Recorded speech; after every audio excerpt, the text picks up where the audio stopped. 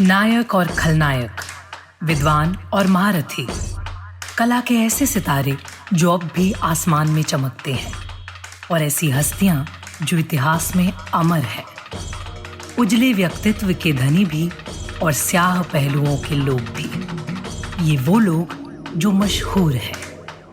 ये है नामी गिरामी। इंग्लैंड के ओल्ड ट्रैफर्ड मैदान पर ऑस्ट्रेलिया और इंग्लैंड के बीच एशेज सीरीज का पहला मैच खेला जा रहा था। साल था 1993 का। ऑस्ट्रेलियाई टीम पहले दिन 289 रनों पर ऑल आउट हो चुकी थी और अब इंतजार था दूसरे रोज के खेल का। इंग्लैंड की तरफ से पारी की शुरुआत करने उतरे ग्राहम गूच और माइकल एथरटन। गूच ने स्ट्राइक ली और पहली ही गेंद को डीप स्क्वायर लेग पर चौके में तब्दील कर दिया।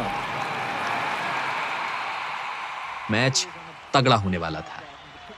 कुछ ही देर बाद स्कोर बोर्ड पर 71 रन टंग चुके थे और तभी माइकल एथरटन मर्व ह्यूज की गेंद पर विकेट के पीछे कैच दे बैठे।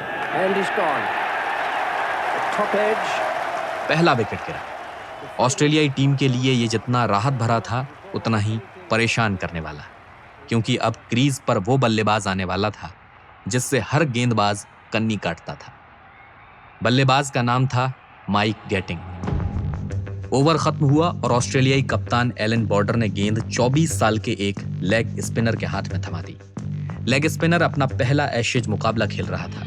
उधर गैटिंग स्ट्राइक ले चुके थे। स्पिनर ने गेंद को पहली, दूसरी और तीसरी उंगली में फंसाकर रनअप लेना शुरू किया।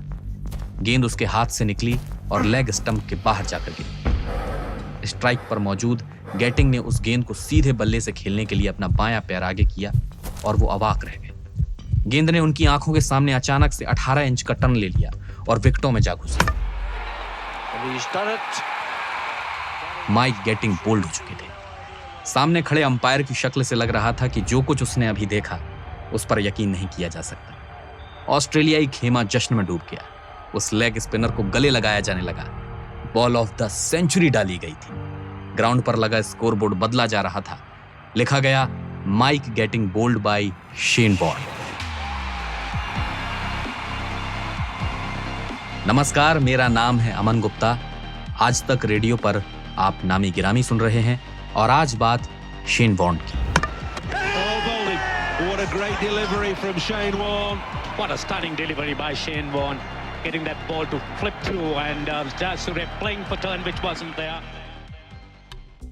शेन वॉर्न, लेग स्पिन का दूसरा नाम, जिसने लेग स्पिन को नए सिरे से परिभाषित किया, जिसकी घूमती कलाई सालों तक बल्लेबाजों के लिए अनसुलझी पहेली रही, जो मैदान पर गेंदबाजी के दौरान बल्लेबाजों के दिमाग से खेलता था, दबाव बनाने के लिए ड्रामा क्रिएट करता था, जो अगर क्रिकेटिंग सेंस के लिए जाना गया तो साथ ही कंट्रोवर्सी से भी उसका गहरा नाता रहा। 1992 शेन वॉर्न इंटरनेशनल क्रिकेट में कदम रख चुके थे और भारत के खिलाफ उनका पहला ही मैच उनके लिए नाइटमेयर था, यानी बुरे सपने जैसा। उन्हें टीम से ड्रॉप कर दिया गया। परेशान वॉर्न पूर्व ऑस्ट्रेलियाई लेग स्पिनर टेरी जेनर के पास पहुंचे और उनसे लेग स्पिन सीखने की इच्छा जताई, मगर टेरी ने वॉर्न के अनडिसिप्लिन्ड मैनर को वजह बताकर लेग स्पिन सिखाने से साफ मना कर दिया और बेइज्जती कर डाली। वॉर्न सख्ते में पड़ गए। उन्हें समझ ही नहीं आया कि जिस शख्स से वो लेग स्पिन सीखने की तमन्ना लेकर आए थे उसने उनको खरी खोटी सुना डाली। वॉर्न थोड़ी देर तक वहीं शांत खड़े रहे और कुछ देर बाद बोले, मैं तैयार हूं, आप जो कहेंगे मैं करूंगा। टेरी ने कहा, तुम अच्छे खिलाड़ी नहीं हो वॉर्न, मगर अच्छे खिलाड़ी बन सकते हो। बस सीरियस रहना शुरू करो और फिर मेरे पास आओ। वॉर्न ने तुरंत जवाब दिया, मैं तैयार हूं, क्या हम कल से प्रैक्टिस शुरू कर सकते हैं? कल से क्यों शेन, अभी से शुरू करेंगे। मुझे अपने बारे में बताओ, टेरी ने कहा। दोनों के बीच रात भर बातें हुई। अगली सुबह से ट्रेनिंग शुरू हुई और 1 महीने के भीतर ही शेन का वजन 8 किलो घट गया। वो लेग स्पिन पर पहले से भी बेहतर पकड़ बना पा रहे थे। कुछ ही महीने बाद अगस्त में श्रीलंका से ऑस्ट्रेलिया का टेस्ट मुकाबला होना था। शेन वॉर्न को टीम में चुना गया, मगर वैसा कुछ भी नहीं हुआ जैसा शेन चाहते थे। 256 पर ही ऑस्ट्रेलिया की पहली पारी सिमट गई और जवाब में श्रीलंका ने 8 विकेट पर 547 रन ठोक डाले। पारी डिक्लेयर हो गई। शेन वॉर्न ने अकेले 107 रन दिए थे और विकेट के नाम पर नील बटा सन्नाटा। मैच वापस से शुरू हुआ। ऑस्ट्रेलिया ने दूसरी पारी में 400 रन बनाए। श्रीलंका को अब जीत के लिए 181 रन चाहिए थे। 76 रन पर श्रीलंका का पहला विकेट गिरा और कुछ ही देर बाद ग्रेग मैथ्यूज और क्रेग मैकडरमोट ने 7 श्रीलंकन प्लेयर्स को पवेलियन भेज दिया। श्रीलंका की जीत 34 रन दूर थी और ऑस्ट्रेलिया 3 विकेट। मामला अभी टाइट था। अब बॉलिंग करने वॉर्न आए और 2 ओवर में ही 2 विकेट निकालकर मैच में जान फूंक दी। स्टेडियम में पसरा सन्नाटा शोर में तब्दील हो गया। वो मैच जो अब से कुछ देर पहले ऑस्ट्रेलिया के लिए दूर की कौड़ी लग रहा था, वो अब उनकी पकड़ में था। श्रीलंका के 9 विकेट गिर चुके थे, मगर अगले ही 2 चौके ने मैच में श्रीलंका की वापसी करा दी। उन्हें अब 17 रन चाहिए थे। गेंद वॉर्न के हाथ में थी। स्ट्राइक पे रंजीत मधुरासिंघे थे। पहली ही गेंद को रंजीत ने स्क्वायर लेग की तरफ हिट किया, मगर गेंद सीधे ग्रेग मैथ्यूज के हाथ में चली गई। मैच खत्म। श्रीलंका 16 रनों से हार चुका था। उस रोज दुनिया ने लेग स्पिन के नए चेहरे को देखा, शेन वॉर्न। शेन वॉर्न को ग्राउंड पर ड्रामा क्रिएट करने के लिए जाना जाता था। वो लगभग हर गेंद पर फील्ड चेंज करते थे ताकि बैट्समैन पर दबाव बने, उनके माइंड के साथ खेला जाए। बैट्समैन वो शॉट खेले जो वॉर्न चाहते थे। ऐसा ही एक किस्सा इंडिया टुडे के स्पोर्ट्स एडिटर निखिल नाज ने सुनाया। बिग बैश लीग जब इंटरनेशनल क्रिकेट में रिटायर हो गए थे, बिग बैश लीग उन्होंने कुछ साल खेली। एक बिग बैश लीग के मैच में उन्होंने ईयरफोन और माइक भी पहना हुआ था। अक्सर आपने देखा होगा T20 में वो खिलाड़ियों को भी लगाते हैं माइक। उस दौरान ओवर करते हुए अक्सर खिलाड़ी जो है वो जब फील्डिंग कर रहे होते हैं तभी लगाते हैं, बॉलिंग और बैटिंग के दौरान नहीं लगाते क्योंकि उनको लगता है वो डिस्ट्रैक्ट हो जाएंगे। लेकिन शेन वॉर्न ने बतौर गेंदबाज जब बॉलिंग कर रहे थे तब भी कमेंट्री करते रहे और उसमें कमेंटेटर्स को बताते रहे कि देखिए अब मैं ये, और ब्रेंडन मैकलम थे बल्लेबाज दूसरे छोर पे, न्यूजीलैंड के पूर्व कप्तान, शानदार खिलाड़ी, और कहते रहे उन्हें कि देखिए अब मैं इन्हें ये गेंद डालूंगा और ये ऐसा खेलेंगे, अगली गेंद ये डालूंगा और वो ये करेंगे, और फिर तीसरी गेंद ऐसे डालूंगा वो ये करने की कोशिश करेंगे और मैं आउट कर दूंगा। ये चीज एक एक करके बताते गए और हूबहू चीजें वैसे ही हुई, क्योंकि आप टीवी स्क्रीन पर देख सकते थे। वो गेंद डालने से पहले बताते थे, बल्लेबाज वैसे ही रिएक्ट करता था और फिर जिस गेंद पर उन्होंने कहा ना मैं ऐसी गेंद डालूंगा, ऐसे आउट करूंगा, उसी गेंद पर वो डालते हैं और ब्रेंडन मैकलम को आउट करते हैं। तो इस तरह के जीनियस थे, इस तरह की उनकी मास्टरी थी गेंदबाजी पर। 2 साल बाद ही ऑस्ट्रेलिया टीम टेस्ट सीरीज खेलने के लिए पाकिस्तान के दौरे पर थी। कराची में चौथे दिन का खेल खत्म हो चुका था और पाकिस्तान को अगले दिन जीत के लिए चाहिए थे 158 रन। शेन वॉर्न मैच के बाद होटल आ गए। वो रूम में गए ही थे कि उनके फोन की घंटी बजी। दूसरी तरफ पाकिस्तान के कप्तान सलीम मलिक थे। मलिक ने कहा, वॉर्न मैं आपसे मिलना चाहता हूं अभी। वो कुछ देर बाद वॉर्न के कमरे में आए। वॉर्न ने सलीम से कहा, हम कल जीत रहे हैं। सलीम ने गंभीर आवाज में कहा, तुम नहीं जीत सकते। वॉर्न को यह सुनकर बड़ा अटपटा लगा। उन्होंने सलीम को बीच में ही टोका, मगर सलीम वापस बोल पड़े। उन्होंने कहा कि तुम्हें नहीं पता पाकिस्तान में हमारा हारना कितना बड़ा गुनाह है। अगर हम हार गए तो हमारे घर तोड़ दिए जाएंगे। इसलिए ऑस्ट्रेलिया को मैच जीतना नहीं बल्कि ड्रॉ करना होगा। यह सब सुनकर वॉर्न हक्के बक्के रह गए। वो सलीम से बोले, आप क्या कह रहे हैं, आपको मालूम भी है? सलीम ने वॉर्न की बातों को लगभग अनसुना करके पास पड़े बैग की ओर इशारा किया और कहा, इसमें $200,000 हैं। ऑस्ट्रेलिया को कल बॉल विकेट पे नहीं बल्कि विकेट के बाहर फेंकनी है। बल्लेबाज को आउट नहीं करना है। आप ये अमाउंट पूरी टीम के साथ बांट सकते हैं। बस कल किसी भी कीमत पर आपको मैच जीतना नहीं है। ये सुनते ही वॉर्न गुस्से से आग बबूला हो गए। वो अपनी जगह से उठे और बोले, अब हम और कोशिश करेंगे कि पाकिस्तान ये मैच जीत ना सके। हमारा एफर्ट दुगना होगा। इतना कहकर उन्होंने सलीम से बाहर निकल जाने को कहा। सलीम के जाते ही वॉर्न भागे भागे मार्क टेलर के पास पहुंचे, जो पहली दफा ऑस्ट्रेलियाई टीम की कमान संभाल रहे थे। ये बात फिर कोच और रेफरी को बताई गई। अगले रोज खेल शुरू हुआ तो सब कुछ पलट गया। इंजमामुल हक और मुश्ताक अहमद ने मिलकर मैच को पाकिस्तान के पाले में लाकर खड़ा कर दिया। पाकिस्तान 1 विकेट से मैच जीत चुका था, मगर पैसे वाली बात पूरी तरह फैल चुकी थी, जिसके बाद सलीम मलिक को क्रिकेट से हमेशा के लिए बैन कर दिया। मगर इसी साल श्रीलंका के दौरे पर गए शेन वॉर्न मैच फिक्सिंग के लपेटे में आ ही गए, जब उन्होंने मार्क वॉ के साथ मिलकर मैच से पहले पिच के मिजाज और मौसम की जानकारी भारतीय बुकी को देनी शुरू की। इसके बदले उन दोनों को बुकी से भारी भरकम रकम मिलती थी। खुद वॉर्न ने इस बात को स्वीकार किया। उन पर $8,000 का फाइन लगाया गया था। वॉर्न की लाइफ जितने रिकॉर्ड्स थे उतने ही कंट्रोवर्सीज और स्कैंडल्स भी। एक ब्रिटिश नर्स डोना राइट ने वॉर्न पर गंदी बातें करने का आरोप लगाया था। उन पर एक पॉर्न स्टार के साथ मारपीट के भी आरोप लगे। कई महिलाओं के साथ संबंध भी रहे और इसी का कारण था कि 2005 में उनका अपनी पत्नी से तलाक हो गया। स्पोर्ट्स जर्नलिस्ट विजय लोकपल्ली कहते हैं कि कंट्रोवर्सीज में रहना शेन को अच्छा लगता था और उन्होंने कभी भी अपने ऊपर लगे आरोपों का बचाव नहीं किया। कंट्रोवर्सीज तो अलग अलग रही उनके साथ, on the field, of the field.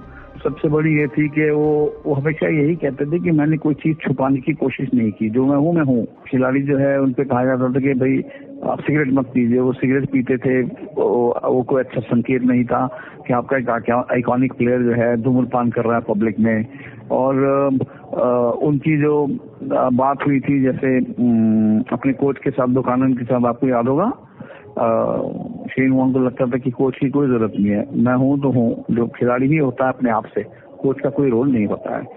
अगर कंट्रोवर्सीज नहीं होती तो फिर शेन वॉर्न वो खिलाड़ी भी नहीं होता, क्योंकि उनको अच्छा लगता था कि मैं न्यूज में रहूं, चाहे on the field, of the field. 2003 world cup शुरू होने को कुछ ही हफ्ते बाकी थे।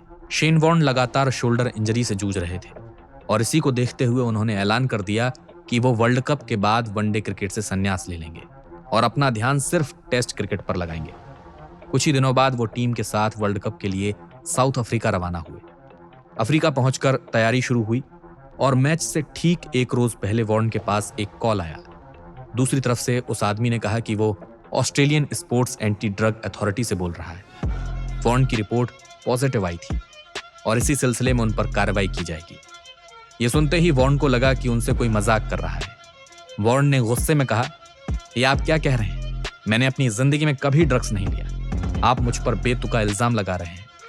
इतना कहकर वॉर्न ने फोन काट दिया। कुछ देर बाद फिर से उसी शख्स का फोन आया। उसने कहा कि वॉर्न की एक और रिपोर्ट आने वाली है और अगर वो भी पॉजिटिव निकली तो उन्हें एंटी डोपिंग पॉलिसी कमेटी के सामने पेश होना होगा। वॉर्न घबरा गए।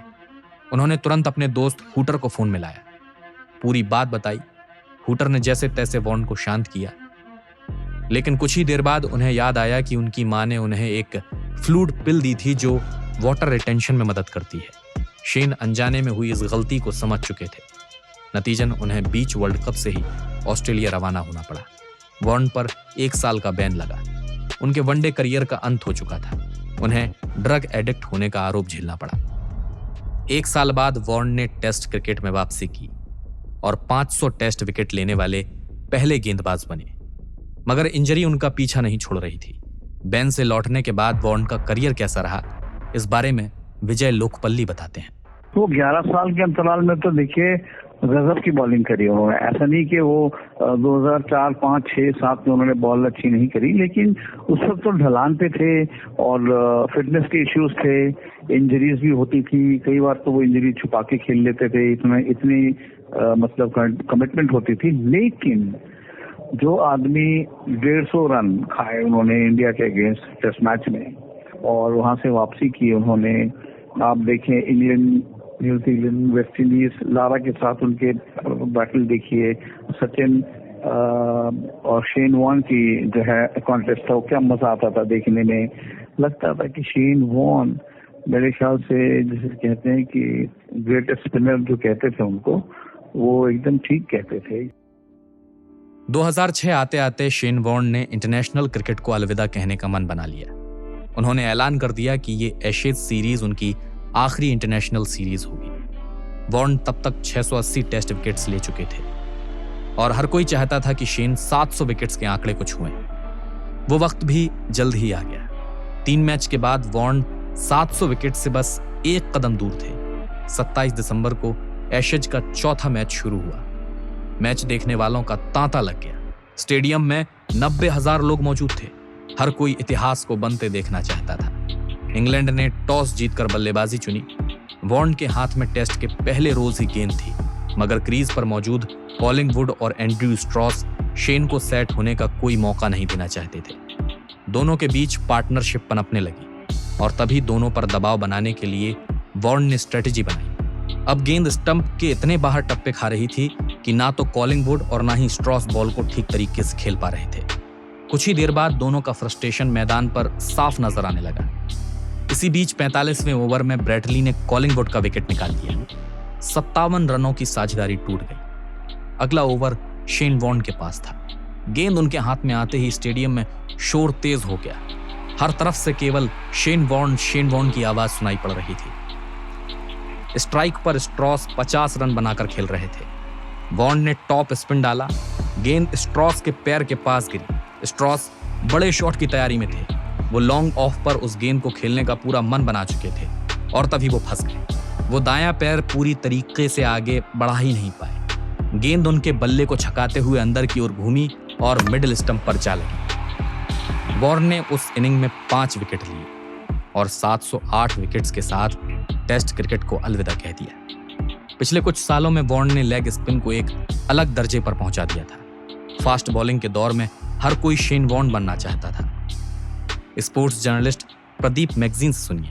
लेग स्पिनर बहुत एक बड़ा डिफिकल्ट आर्ट है, क्योंकि ये रिस्ट आपको इस्तेमाल करते हैं।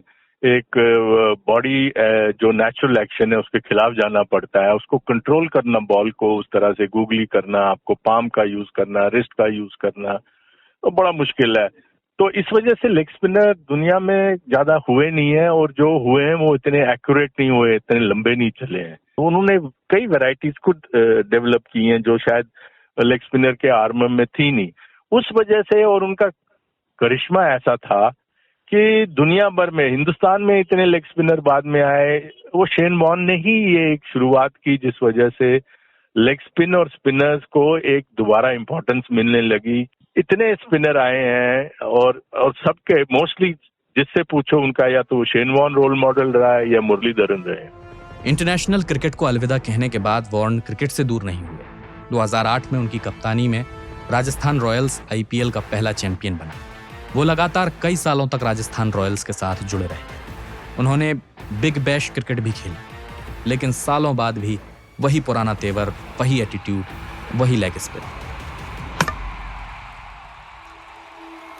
आज के नामी गिरामी का सफर यहीं खत्म होता है।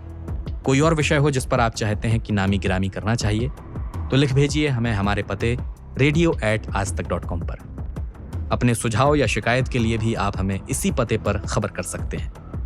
इस एपिसोड के लिए रिसर्च, स्क्रिप्टिंग और प्रोडक्शन किया है हमारे साथी सूरज कुमार ने। साउंड मिक्सिंग की है अमृत रेगी ने। मेरा नाम अमन गुप्ता है। इजाजत चाहूंगा। नमस्कार।